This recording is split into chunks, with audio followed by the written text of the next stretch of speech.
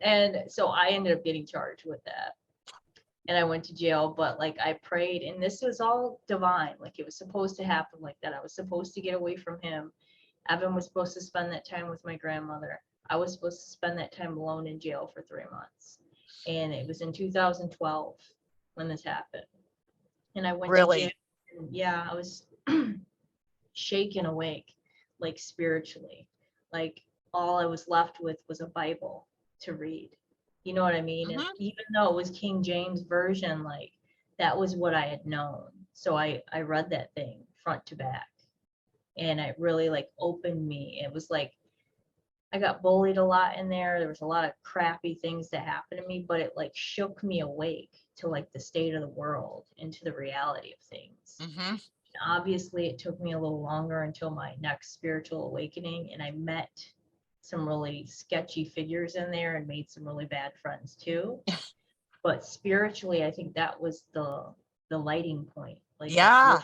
lit me up. And Wow. then after like I had went back, and had to go to treatment. After that, I really had this. I was able to be on my own away from family because I moved to Chicago. So that really was an activating time for Oh, me I as well. bet. It's really interesting to look at it now, how spirit kind of pulled the thread that runs through it, and how you were, Right. you say your higher self set up these things for you to bring you, Yeah. even though they were like excruciating.